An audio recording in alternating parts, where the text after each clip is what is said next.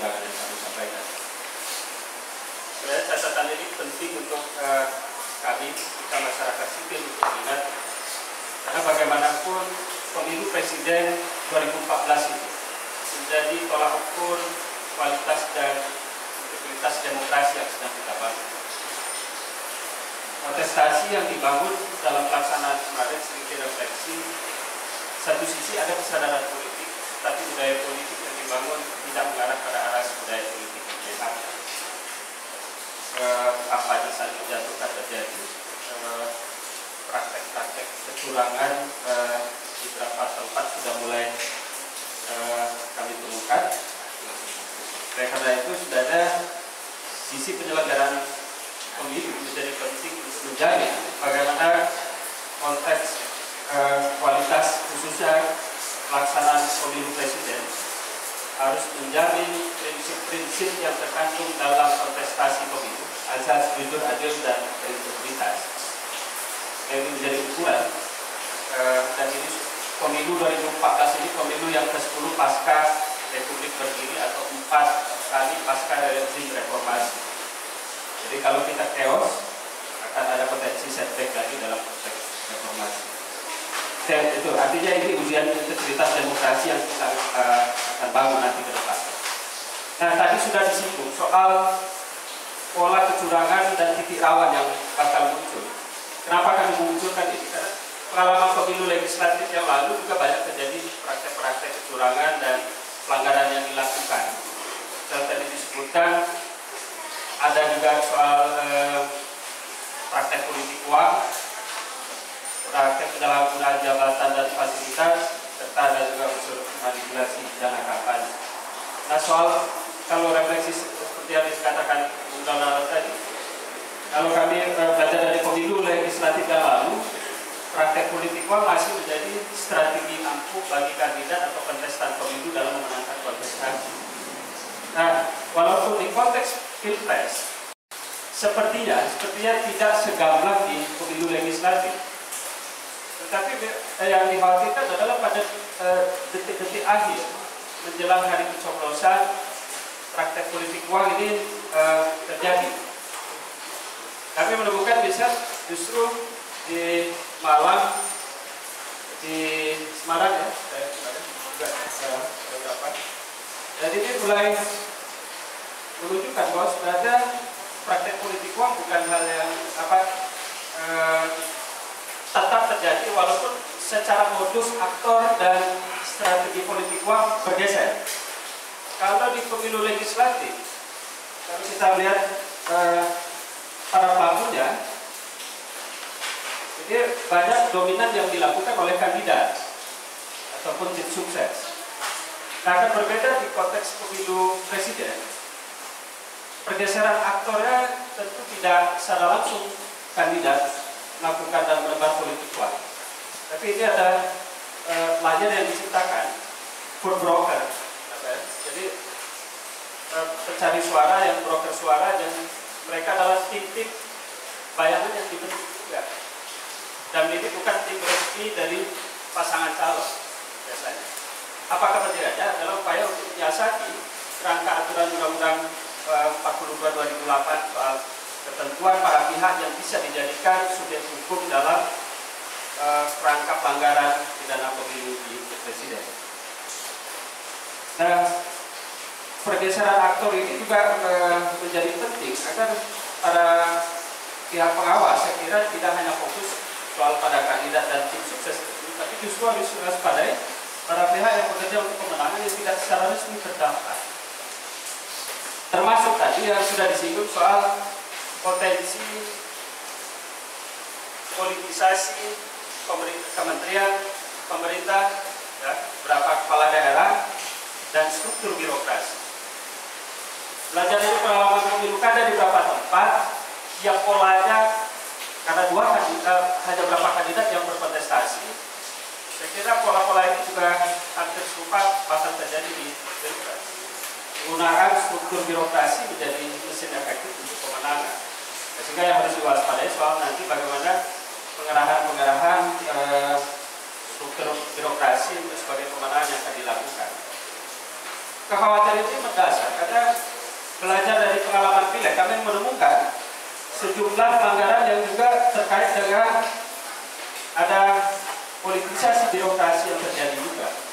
Ketika istri bupati maju, maka bupati dan struktur dinas bekerja untuk pemenangan.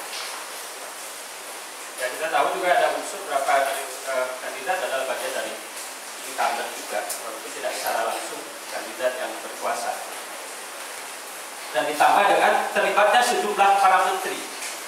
Terlibatnya sejumlah para menteri di tim sukses aktif, bukan sekedar junta. Nah, kedua, terlibatnya sejumlah kepala daerah. Kepala daerah yang masuk sebagai yang mendeklarasikan dan memberikan dukungan, Pak.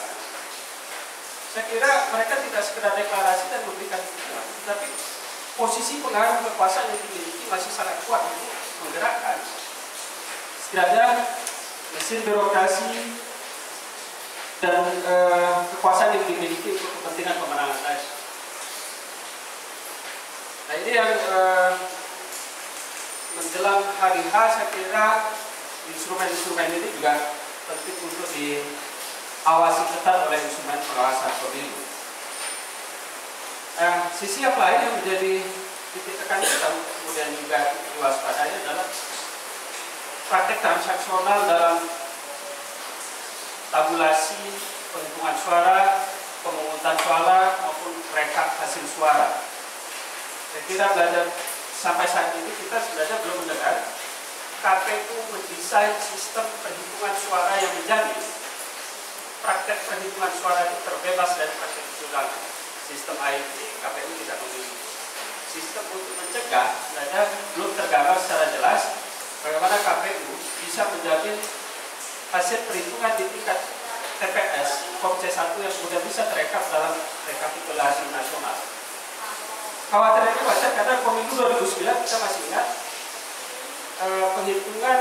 penghitungan suara juga terkesan tidak ada hambatan yang cukup berarti, misalnya sistem IT yang tiba-tiba berhenti. Yang di Hotel Borobudur kemudian justru perhitungan manual yang bekerja untuk rekap surat suara di Pilpres.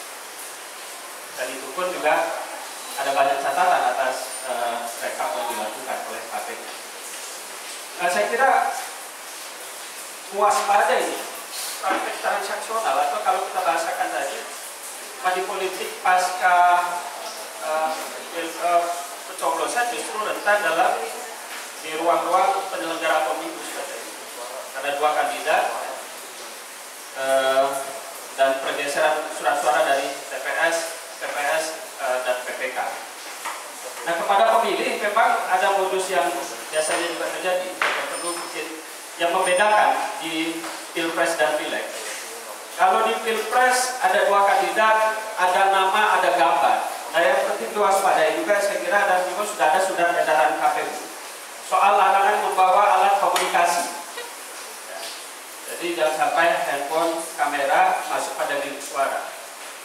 Kami khawatirkan ada modus politik uang pasca bayar tadi yang kita katakan. Mereka membawa alat komunikasi kemudian mendokumentasikan pilihan tadi, hasil jepretan, hasil foto tadi yang kemudian itu ditransaksikan. Nah, sehingga penting, walaupun sudah ada surat edaran KPU, fungsi pengawasan penyelenggara di tingkat bawah untuk memastikan ya, alat-alat ini tidak masuk pada bilik suara. Saya kira itu beberapa hal tambahan dalam upaya menciptakan pemilu presiden bebas, sehingga kami merekomendasikan beberapa hal. Pertama, kandidat presiden dan wakil presiden, kami menghimbau tim sukses untuk tidak melakukan politik uang dan serta mengajak masyarakat untuk tidak toleran terhadap politik uang. Dan kami ICW memiliki website khusus dalam upaya menampung sebuah bagian dari partisipasi publik dalam pengawasan pemilu. Ada website khusus ketika ada pelanggaran politik uang kemudian bisa dilaporkan kepada kami. Ada website www.politikuang.net. Kenapa ini penting kami sampaikan? Praktek politik uang tidak bisa kemudian kita lihat kemudian kita biarkan. Harus ada upaya perlawanan untuk kemudian melaporkan pelanggaran-pelanggaran semacam ini kemudian bisa kita teruskan agar ada efek jera bagi siapapun yang melakukan tindak pidana pemilu. Lalu kedua, kepada Bawaslu, KPU dan jajaran penyelenggara pemilu di bawahnya menjaga komitmen dan netralitas pemilu. Ini penting. Ketiga, masyarakat untuk menolak politik uang dan melaporkannya kepada pengawas pemilu. Kepada Bawaslu beserta jajaran pengawas di bawahnya untuk memperketat fungsi pengawasan dan memproses secara cepat setiap laporan pelanggaran pemilu yang disampaikan oleh publik. Karena batas proses penuntasan pelanggaran pemilu untuk konteks pilpres durasi waktunya sangat singkat, beda dengan pemilu legislatif yang prosesnya ketika sejak ditemukan itu ada masa waktu 7 hari bagi pemilu kemudian laporkan. Untuk di pilpres hanya 3 hari. Nah, sehingga selain partisipasi pengawasan publik, saya kira proaktif pengawasan menjadi penting. Proaktif instrumen pengawasan pemilu, baik Bawaslu dan jajarannya, Panwas dan jajarannya, PPL bahkan itu harus lebih aktif dalam melakukan fungsi pengawasan atas potensi-potensi kecurangan yang kami sampaikan tadi. Kelima, KPU harus meletakkan, nah ini penting juga dalam konteks dana kampanye, membangun soal integritas pendanaan kampanye pada kontestan pemilu dan jangan hanya dijadikan sebagai syarat administratif untuk memenuhi dan menggugurkan pemenuhan asas administratif semata tanpa menyentuh hal substansial atas konteks pengaturan dana kampanye dalam pemilu. Terakhir, aparat penegak hukum agar menindak tegas yang belum banyak kita lihat konteks aparat penegak hukum untuk menindak sejumlah pelanggaran-pelanggaran pidana pemilu, terkhusus ya menyangkut politik uang, penyalahgunaan fasilitas negara maupun potensi-potensi tadi politisasi birokrasi maupun penyalahgunaan jabatan yang dilakukan oleh para pihak yang melanggar dari ketentuan Undang-Undang 42 tahun 2008 tentang pemilu presiden. Saya kira itu 6 poin rekomendasi kita atas melihat potensi-potensi yang terjadi menjelang pemilu presiden 2014 depan. Terima kasih Pak Dur.